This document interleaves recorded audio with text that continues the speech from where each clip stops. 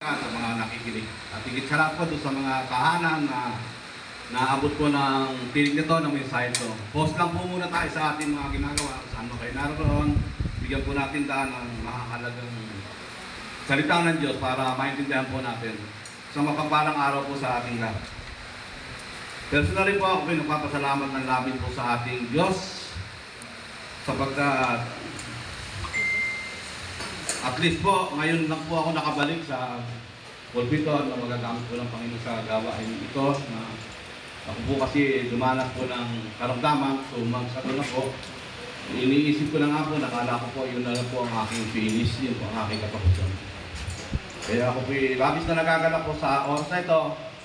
Pasensya nyo na po kung medyo nagiging parang putal ang aking salita ngayon sapagkat yun nga po nangyari, medyo liwi.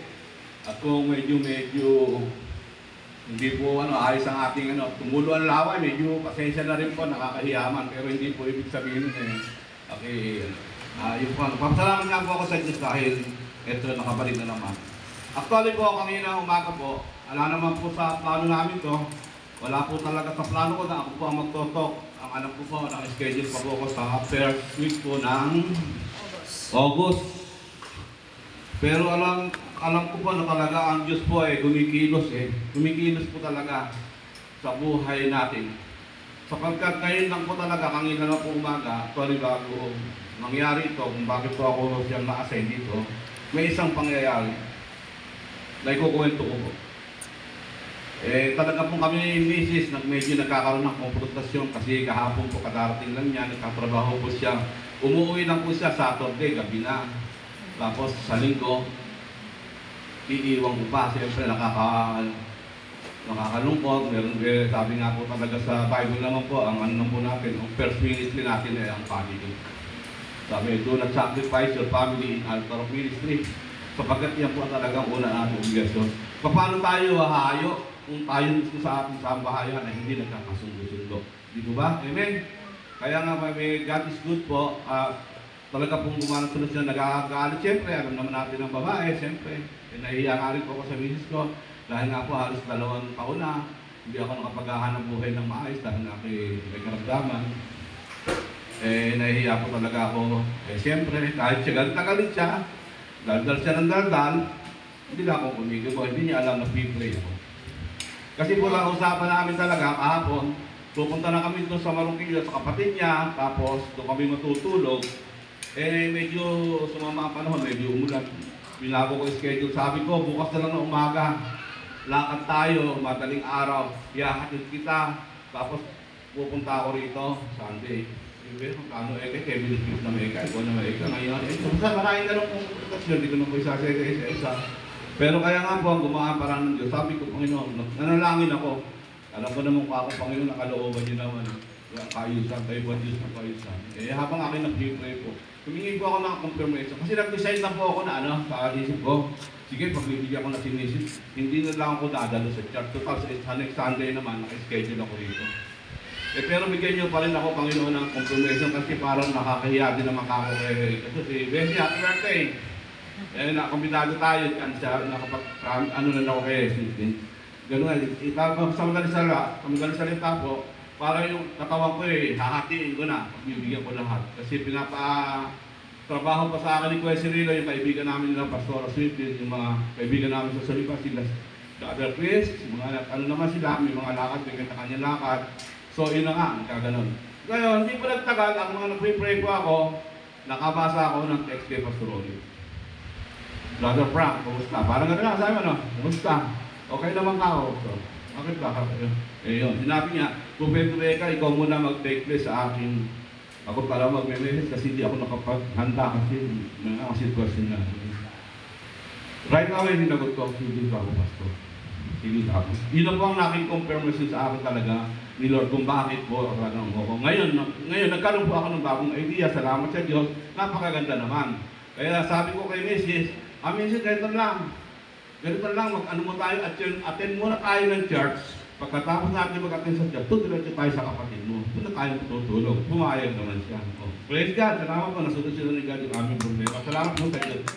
Ito, ngayon po, kaya ako naman po, siyempre, katulad ni, sabi nga pastor, hindi nakapakahanda ng message. Ako naman po kasi, Palibasa, ako po talaga siguro, may nakalaan naman ako mensahe, pero siguro lang, kung hindi man ito na i-deliver ng maayos, hindi lang po nakaayos, maaaring ito may randomize, o hindi ko makuha yung, wala na siya tatalkangin na umaga lang, pero maganda naman po yung mensahe na nakahanda para sa atin. Sabi nga po sa 1 Peter 3:20, maging handa kayo lagi. Kaya makahanda naman tayo. Ito. Ang pagninilay-layain po natin ngayon sa oras na ito ay napakasimpleng verse lang. At alam to, parang ito kapatid ng John 3:16. John 14:6. Siguro, alam natin ng John 14:6. Sino nakakala ng John 14:6? Diba? I am the way, the truth, and the life. No one comes to the Father but except by me. Ganyan naman salita na yun eh. Parang ito napakapalasak na verse. Parang ano na nga rin, parang pamilyar na pamilyar. Pero kung kailangan kunin po natin yung kalaliman. Ano po ba yung John 14:6? Unang-una po itakal po natin dito. Sabi niya, ako ang daan. Di ba? Ang hirap pa. Kung pupunta ka sa isang lugar, hindi mo alam ang daan, paano kung makakarating? Posible. Lalo kung nandoon ka doon sa tinatawag na kalawakan ng sea. Yung sa dagat. Sa dagat, wala naman tayo makikita, wala naman tayo nakapanood doon, puno-puno daw. Ganun din to sa space, sa langit, sa dinadaanan ng aeroplano.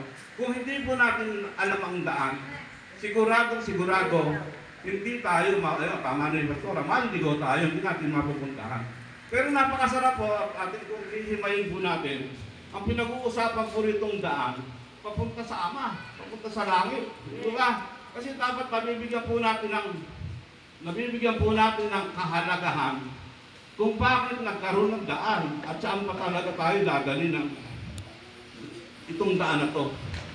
Sa Proverbs na may binabanggit po dyan, alam ko, mayroon sabi sa Proverbs, may daang masuwit sa paningin ng tao, ngunit kamatayan ang dulo nito. Di ba ba? Napakahirap po. Tayo lahat dito sa lupa, manlalakbay. Baka yung ating buhay, ginugol na natin lahat. Lahat ng paraan ginawa natin para masumpungan natin at matagpuan yung ating hinahanap na tunay na buhay. Tapos naligaw pa tayo. Di ba? Wala na tayong pagkakataong bumalik at ubisang muli. Nakukuha niyo po tayo. Napakarami po kasing nagbibigay ng daan. Kung paano napakarami po nagbibigay ng daan. Dito kami tama, dito kami tama. May tamang daan, may dating daan. Kung ano-anong daan ko ang tinuturo sa atin. Ang mahalaga po yung sinasabi ni Kristo.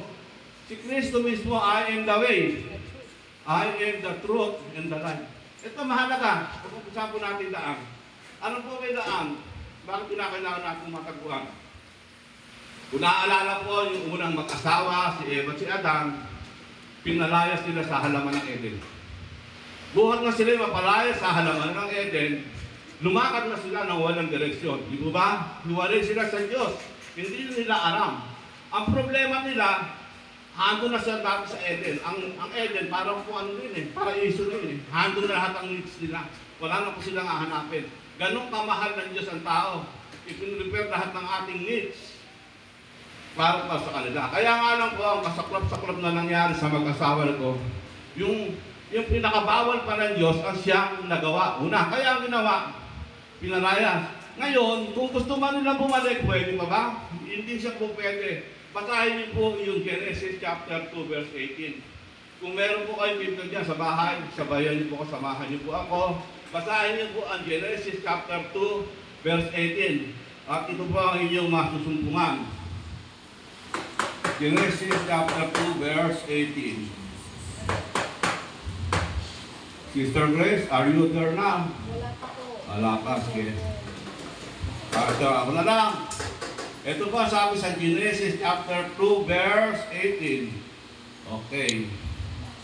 Ang Genesis chapter 2 verse 18 ito. At ito ang sabi ng Panginoon, Diyos. Hindi pala, teka, brother, mali pala to. Sorry pala. Hindi pala yan, teka. Sa Genesis, diba? Ano po, nawala na ang outline ko. Sorry.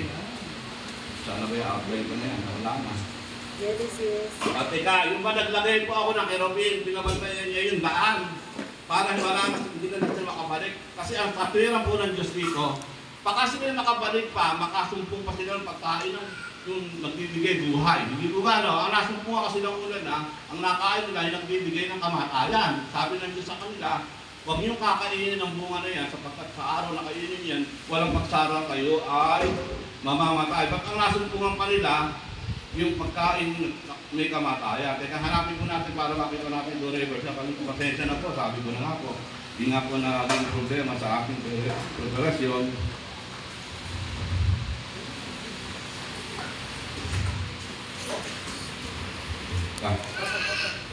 Hindi pa nakakakita niya.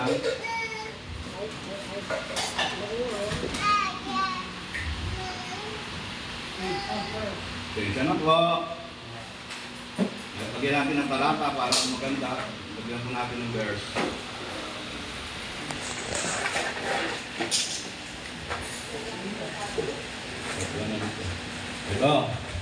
Ito na po. At 3:24 po lang ng Genesis rather. Sige po. Genesis chapter 3 verse 24. Ang sabi dito, Tagalog. Mr. Grace, nakita mo na? O wala ka mic eh, no? Sige. Genesis chapter 3 verse 24. 3 verse 24. Genesis chapter 3. Genesis chapter 3, 24. Ano pati dinaboy ang lalaki at inilagay sa silangan ng halamanan sa Eden, ang mga kirubin, at ang isang nagnininga sa tabak na umiikot, upang ingatan ang daang patungo sa kahoy ng buhay. Yun. Iwan ba? Tama, no? Para po hindi na nila makain yung buhay. Kasi nakain na nila yung kamatayan eh. Ano mag-implikasyon kaya ito? Hindi pa kaya pwede pagsamay natin yung bumubuhay saka yung bumapatay. Ano kaya mangyayari sa tao? Halimbawa, uminom ka ng pampatulog, iinom ka ng pampamito, yung magsasamahin, ano ang mangyayari? Hindi ba napakahirap? Napakahirap yun. Magkakaroon po tayo ng napakalaking problema doon. Parang yung isa, nakakain ka ng lasa, pampatay, pagkakain pang pambuhay. Baka maging ano kanina. Mahirap. Diba? Kaya po, sa pagmamahal pa rin ng Diyos yan eh. Pag binasa po natin yung konteksto nila, sa araw, talakayin natin kung bakit pinakailan, hindi na makain yung bunga ng punong kahoy na nagbibigay buhay. Dahil magkakaroon po ng malaking problema doon sa ating katawan niya. O, ganun po, ang nangyari, hindi na po sila makakabalik dahil naglagay na kinubib, binabantayan pa, hindi sila makakabalik. Sabi nga po sa kasabihan, ang Eden daw, may pintuan lang palabas. Di Eden daw only the exit gate lang, wala siyang pabalik, di ba? Kaya hindi na po sila makakabalik doon talaga. Kaya napakahalaga nung saan ngayon, para tayo makapasok ulit sa paraiso o doon sa langit o doon sa heaven. Anong ginawa ng Diyos? Nagbigay ng 100. Ano ba yung daan na? Si Kristo lang ako. Si Kristo lang ako. Sabi niya sa huli, sabi, walang nakakaparoon sa Ama, kundi sa pamamagitan ko. Ako ang daan. Posible na po ba tayo ngayon makabalik sa paraisong naiwala ng dalawang tao? Di ba? Posible na dahil meron na po tayong daan. No? Ano ba yung daan? Si Kristo na nga po. Lagi pong binabanggit yan. Maraming talata po makikita niyo po. Pagbasahin niyo po yung Book of John. Dire-diretso. Ako ang pintuan, ako ang daan, ako ang ilaw. Napakarami po sinasabi ng Panginoon tungkol sa lugar na kung saan tayo dadaan para tayo makarating sa ating pupuntahan. At kung hindi man tayo makarating, at hindi natin kayang masumpungan, ano pa sabi ng Panginoon Jesucristo sa John 14:2? At sa John 14:2, halimbawa't nagkaligaw-ligaw ka na sa buhay mo, pero nananalig ka talaga sa Panginoon Jesucristo. Ano ang sabi niya? Halimbawa, hindi mo na matutunan ang daan papunta rin sa langit. Ano ba ang sabi? John 42, ang sabi, sa bahay ng aking ama ay maraming tahanan. maraming tahanan sa bahay ng aking ama, kundi kayo. Sinabi namin sa iyo, Kayo. sapagkat ako'y nakaparoon. Kayo paroon. Paganda ko Kung kayo parang paghanda ko kayo na ang kalagayan. ang tirahan, pagkatapos, babalik siya rito upang kunin niya. Hindi ba ipagsasama ko kayo ngayon, ang sabi. Para kung saan man ako nandoon, ay nandoon din kayo. Hindi po ba? So, hindi ba? Pwede pa tayong pasundo. Pwede pa tayong sunduin. Kung hindi talaga tayo. Kasi marami talagang naliligaw ng ba. Ngayon, ano po ang susi para tayo makarating talaga sa Ama, sa minimiti natin, sa kalangasabi nangako talaga ng Diyos na dadaanan natin. Ang susi po ang pangalawa. Ano sabi sa pangalawa? Ako ang daan. Nasusunod. Ako ang katotohanan. Kailangan po tayong lahat ay maging totoo. Paano po ba natin malalaman ng totoo? Wala naman. Ang isang nagiging problema naman po, pag tayo po ay hahanap ng katotohanan, kahit po ang demonyo, kahit po ang si Satan, nag-o-offer po iyan katotohanan. Wala pa po kayo makikilalang kalaban ng Diyos na hindi sinabing sila hindi totoo. Katulad po yan ang pangyayari noong dayain ng ahas. Nang dayain ng ahas si Eva, hindi po ba? Ano ba sabi ng ahas kay Eva? Kaya nadaya. Sinabi lang yung gulay, yung prutas nito, mapait. Hindi masama ang lasa nito. Huwag niyo kainin ito, masama ang lasa nito. Ha? Mamamatay kayo. Ano ba sabi? Hindi ba ang sabi ng ahas? Masarap to. Pagka kayo kinain nito, mabubuhay kayo. Hindi totoo yung Diyos niya. Hindi sinasabing mamamatay kayo. Kaya lang ngayon, pakain sa inyo ng Diyos to. Dahil pag kinain niyo ito, ay makikitulad tulad kayo ng Diyos na alam ang katotohanan, alam ang mabuti at masama. Hindi po ba? Yun lang po ang sinasabi ko natin. Kaya ngayon po dito sa ating sa lupa ko naglipana. Ang lahat ko ay nagsasabi ng katotohanan. Amen po ba? Lala po nagsasabi nito ng kasinungalingan. At ang mga dalangin niyan ay mga Biblia. At mga formal pa. Mga prominenteng tao, mga profesional, magagaling magsalita, maraming miyembro, di ba? Kahanga-hanga, yan po. Kaya po tayo ay nadadaya. Pero isa lamang po ang katotohanan ang sinasabi po ng Biblia. Kung papansinin po natin sa Biblia po, makikita, sinasabi nga po ni Kristo, siya ang katotohanan, isa lang katotohanan. At yung katotohanan yung mababasa niyo po yan sa John 8:32. Sabi, hanapin ninyo ang katotohanan at ang katotohanan ang magpapalaya sa inyo. Hindi ba? At saka ang isa pong katotohanan pa, pagka kayo po, talaga po tayo ay totoo, tayo po ay lumalapit sa ilaw. Tama ba? Yung po mga totoo ba, lalapit sa ilaw, yung bang masasama, lalapit sa ilaw. Hindi ba? Sabi ko sa diyan yan eh. Sabi ko sa diyan,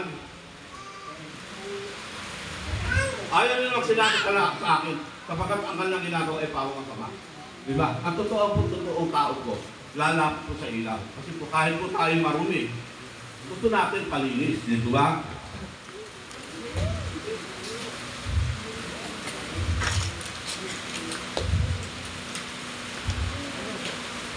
Sabi ko sa John chapter 3 verse 21. Datapwat ang gumagawa ng katotohanan ay lumalapit sa ilaw upang mahayag ang kanyang mga gawa. Yung ginagawa niya ito para sa Diyos. Di ba? Kung lumalapit, kung tayo totoo, pagka tayo nakakasala, lalapit tayo. Sabi ko, draw near to God. Kahit tayo kayo nakakasala, wala naman po siguro hindi magkakasala. Lahat po naman tayo nakakasala. Ayon po sa Romans chapter 3 verse 23, Romans chapter 3 verse 10, ang lahat ng tao nagkasala, walang matuloy, wala kang. At sa ngayon po, sa buhay natin, patuloy pa rin po tayo nagkakasala. Kapag kaakibat na po natin yan, nananalaytay na po sa ating dugo, yung tinatawag na po tayo lahat ay prone to sin. Lahat po tayo ay napiktado na ng kasalanan. You know? O talaga po nagkakakin natin, isang tandaan sa katotohanan. At ang buhay na walang hanggan. Ito po ang pinakamabigat sa lahat. Ito po ang napakalaking daya. Yung buhay na walang hanggan. Sabi niya, ako ang daan, ang katotohanan ang buhay na walang hanggan. Marami pong nagtuturo. Marami pong katuruan. Parang sinasabi nila, yung katulad kung nakarinig lang po kayo ng doktrina ng one saved, always saved. Mawel po ba kayo dyan? One saved, always saved? Ngayon, paliliwanag po natin, hindi po tayo mag-argue rito. Hindi po tayo magkatalo-talo sa punto na sapagkat hanggang ngayon po yung pinagtatalunan pa ng lahat. Yung bang pagkaligtas na, minsan, ay ligtas na forever. Ang laking bagay po ito. Ito po ay isang doctrinal, pero ipakikita ko lang po sa inyo ang isang side. Ang isang side na sinasabi natin, one saved, always saved. O pinatawag na eternal security. Ano po ba ang talata na mababasa natin sa kasiguruhan ng kaligtasan? Unang-una, kahit po yung John 3:16 pa lang. Pag binasa niyo po ang John 3:16, alam natin yan. Kakakanta lang ni Pastora, kayo na lang sapagkat kayo na lamang ang pagsimba ng Diyos sa sanlibutan na ibinigay niya ang kanyang buktong na anak upang ang sino mang sa kanya ay sumampalataya ay huwag mapahamak, kundi magkaroon ng buhay na walang hanggan. Sa talata na ito, mapapansin niyo na po, meron pong ibinigay ang Panginoon na method o pamamaraan kung paano makakamit ang buhay na walang hanggan. Tama? O hindi po ba?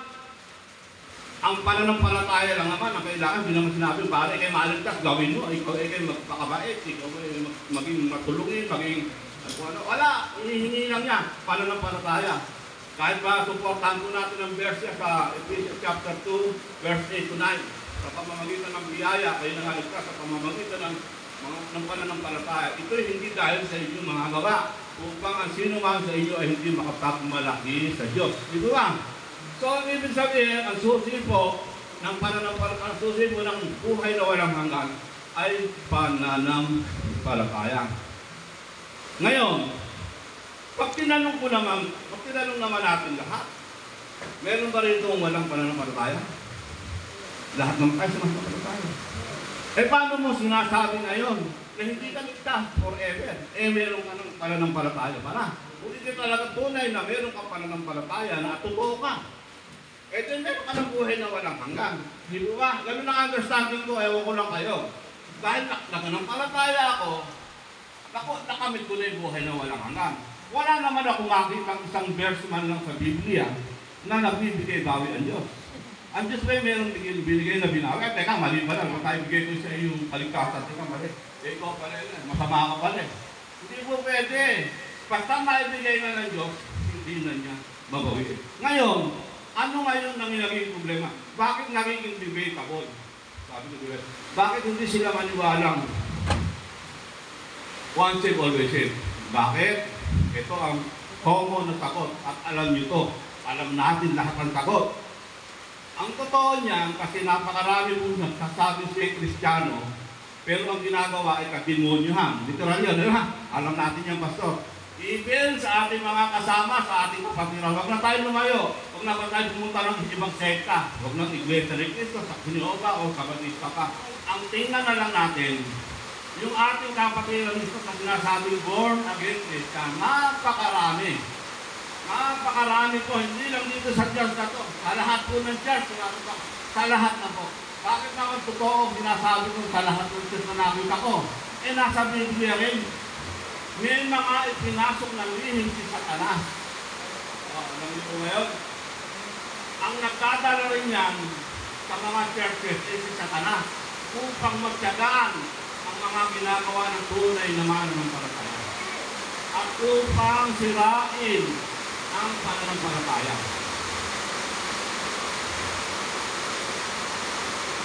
Makasaulan.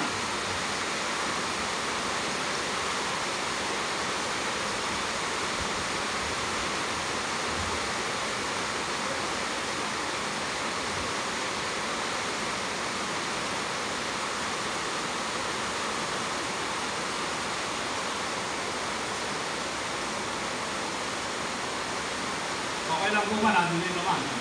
Ayan, ha? Ano ang pangako ng Panginoon sa ating mga Kristiyano? Tama, sa tunay, ha? Ang pinag-uusapan pa po natin yung tunay na mananampalataya. Huwag mo natin isipin, huwag mo na natin isali yung mga kunwari lang, mga hindi talaga mananampalataya. Kaya nga po nakikita ang Kristiyano dahil na napakarami mga kasamahan natin na hindi mo makikita nakabanalan, nakikita mo, magaling magalit, diba? Naingitin, madami. Lahat po na lahat ng kabunga ng laman hanggang. Ang sabi po ng Biblia ng Panginoon Jesucristo sa John 10, chapter 10, verse 28. Mr. Ray, John 10, chapter 10, verse 28.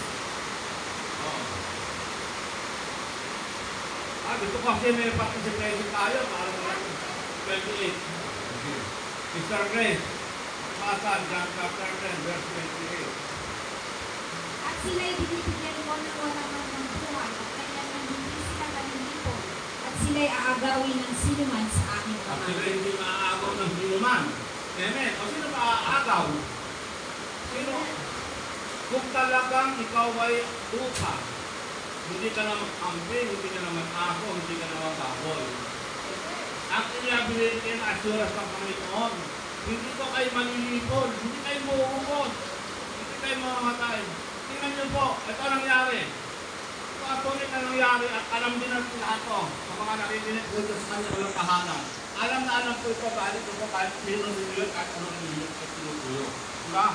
Hindi po ba ang ating Panginoon namatay? At muling nabuhay. Oh. Nang namatay siya at muling nabuhay,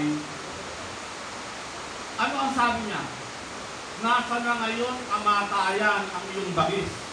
Nasa na kamatayan ang iyong ibo. Napagtagumpayan ko na. Ang aking kahuli-hulihang kaaway ay ang kamatayan. Nung nabuhay na maguli ang ating Panginoon, may kamatayan ba siya? Wala na. Wala na. Lahat ng mananalig sa Kanya, ganun pa rin. Bagamat kayo mamatay, kayo ay mabubuhay. Dahil pinapangako ng Diyos. Pag nangako ba ang Diyos, hindi matutupad? Wala po siyang pinangako na hindi matutupad. Lahat po ng pangako ng Diyos ay matutupad. Ngayon, nasabi na naman ng iba. Meron na naman iba, sinasabi, ito kaya nga naging contradiction to. Sila, sabi, paano ika kung ikaw na mismo? Yung nagwawala. Ikaw nagwawala, ito ka nga ingatan ng Kristo, ayaw kang paako kahit kami, pero ikaw nagkagawa. Ikaw nagkawala. Ang tanong ko sa iyo, sino ang mas malakas sa iyo? Mas malakas sa inyo? Ang Diyos o ikaw? Para tayong musmus na bata, yung katulad ng aplikasyon. Kahit anong nagwawala niyan, hindi makakawala yung tanang may hawak sa atin ngayon. Kaya hindi totoo kahit ko. Paano kami, pag nagwala, pwede makakawala. Hindi ka nga makakawala dahil mas powerful yung may hawak sa inyo. Oh, eto na naman ang isang pintuan. Ang tatay dami na pinaliwanag ko sa inyo, ang pintuan ng Eden, isa lang ang direksyon, palabas lang. Tama? Ang pintuan po naman papunta kay Kristo, isa lang din. Walang palabas. Minwala na kayo? Pag pumasok na kayo sa Panginoon, hindi na kayo makakalabas. Di ba? O, para lang kayong palaka na nasa ilalim ng balon, nasa loob ng balon. Kahit nagtatango kayo habang buhay nyo tumalon, kung gawin nyo iba ko, hindi nyo kaya. Hindi kayo makakawala. Sapagkat ganun po ang ibinibigay sa atin ng Panginoon. Dahil sa pagmamahal sa atin ng Panginoon, binigyan po tayo ng katiyakan. Hindi po ba? Ngayon, hindi po mo napakaliwanag naman po sa talata sa Romans chapter 6 verse 23. Ang sabi po sa Romans chapter 6 verse 23 ay ito. Kasi ito na po, nauubutan na. Ang sabi, ang kabayaran ng kasalanan ay kamatayan. Subalit, ang gift, ang regalo ng Diyos sa atin ay ang buhay na walang hanggan. Di ba ano? So therefore, sino na po ang gumawa ng kamatayan? Dapat kasi bawat isa po sa atin, para mabayaran natin ang ating kasalanan, dapat isa-isa tayo mamatay. Tama? Ang ginawa na po ng Panginoon, nag-intercession na po siya. Siya na po ang pumalit sa atin. In behalf of us, siya na po ang pumanap. Pumayag na po yung Ama na ihandog yung kanyang anak. Yung nangalang pag-ibig ng Diyos sa nagutang kayo, ibinigay niya ang kanyang bugtong anak upang patayin para sa atin lahat. Pinatay na siya. Siya na walang kasalanan, itinuring na makasalanan para sa katubusan ng lahat ng ating kasalanan. Kaya wag po tayong padaya. Malaking pandaraya po kung paano ang diablo nagdaya ng una na wala ang buhay. Alam mo ba yun? Kaya po tayo nawala sa buhay, nadaya po tayo ng ahas o ng diablo. Ngayon, pangalawang pagkakataon, ang gusto naman sa atin ng diablo, dayain na naman tayo. Huwag tayong maniwala na tayo may buhay na walang hanggan. Ang sasabihin lang naman sa'yo, paano kaya ka nakakatiyak? Kayo may buhay na walang hanggan, nakakasala ka pa, makasalanan ka. O ang tanong, sino ba pinuntahan ni Jesus Christ sa lupa? Yung bang banal, yung matuwid, o yung makasalanan? Makasalanan. Napakaliwanag. Kaya nga siya na ito para sa ating kasalanan. Hindi naman sabi niya sa Biblia, hindi na kamakain, hindi ako naparito para sa mga banal. Sapagkat hindi nangangailangan ng doktor ang walang sakit. Tama? O, tayo ang puntahan o. Ngayon, ito paano? Ngayon yan. Sabi ang kasalanan ng pagkabanalan, lagi magkaawayan. Paano ngayon mangyayari? Pwede ba maghalo? Hindi talaga maghahalo. Nasa Biblia po, sa 1 Corinthians chapter 6 verse 9, nasabi po rito, ngunit nililis na kayo, inanal na kayo. Ang nagkabanal sa atin, ang Diyos. Di ba? Sabi sa John 17, chapter 17, pag-albanalin mo sila sa katotohanan, ang salita mo ay katotohanan. So nababanal po tayo, pag tayo ay nagbabasa ng Biblia. Amen. Ngayon, ano ba po isang kagandahan doon at kagandahan ibigay sa ating Panginoon? Ito, huwag naman po natin maging pases. Tandaan niyo po, kaya lang mali. Mali po katuruan, baka maging mali ang understanding niyo. Na kayo, dahil kayo meron ng eternal security, o kaya safe forever na kayo, baka gamitin yung pang-abuso, baka mang-hold up kayo, pumatay, hindi gano'n. Doon po natin nakikita ang tunay na Kristiyano. Pagkakang ang tunay na mananampalataya ay hindi gumagawa ng kasalanan. Humigaw. Pero ang mga mananampalataya nakagagawa ng kasalanan. Tandaan niyo po yung dalawang word term. Dalawa, iba yung gumagawa, iba yung nakakagawa. Nangyayari ba kayo? O, alam niyo ba bakit ito? Pag pinungahayan niyo po ang Biblia sa Matthew 4:4, may daya na riyan. Chapter 4, verse 6 pa na sabi ng Diablo, nasusulat, gumamit ng Biblia ang Diablo, magpakihulog ka, tumanong ka sa bangon na yan, kapag nasusulat, aanalayan ka ng anghel. Magpapakihulog ka, aanalayan ng anghel. Alam niyo ba yung verse na yun? Kinot yun sa Deuteronomy. Ang nakalagay ko sa Biblia, sa Deuteronomy, kung mahulog ka, iingatan ka. Yung, iba yun eh. Kasi makasin yung buwang, iba yung magpakihulog, iba naman yung nahulog. Nakakita na ba kayo ng bata nahulog sa duyan? Hindi naman saktan. Bumaksak ang aeroplano nga, buhay. Nalalayo talaga ng anghel yun. Pero kung ikaw mismo natin sa 14th floor at ano pa una ulog, tapos ang sabihin mo, aalalayo ka nito. Yun ang ginagawa ng Diablo. Alam niyo ba, may isang kupunan, isang relihiyon. Sa Guyana, India. Ito ay naging pelikula ito eh. Mga research niya. Pinamumunuan po ito ni Tim Jim Jones. Yung lahat po na kanyang member, itinama niya sa kabundukan. Dahil mag-end of the world na rin. Massive suicide po ito.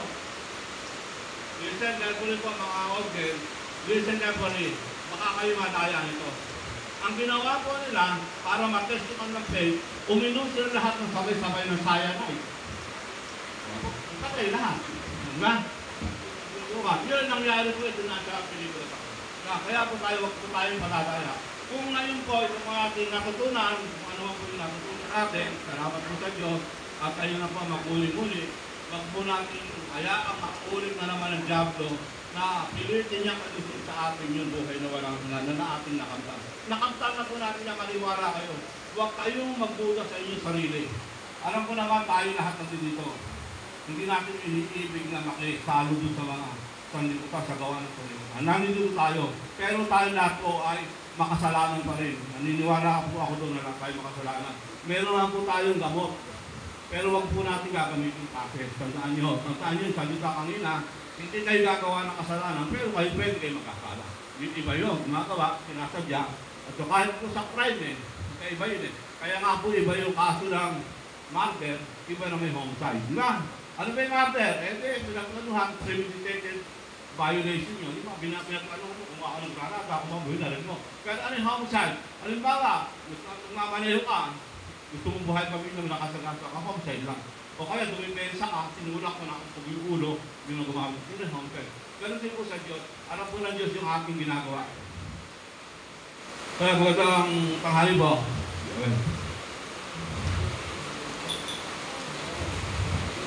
Yun na po ang mga sabi ko. Siguro po sa atin pong pinag-aralan. Sana po, mayroon po tayo natutunan. Na wag po tayong padadaya. Hindi po tayo mawawala ng buhay na walang hanggan. Ayon po sa Biblia, Maraming salamat po sa inyo lahat, lalo na sa mga nakikinig sa bahay po, sa kanyang tahanan. Patuloy po tayong manalangin sa Diyos para po maunawaan pa natin ang mga salita niya sa mga darating na araw. Maraming salamat po. God bless to everyone po. Maraming salamat po.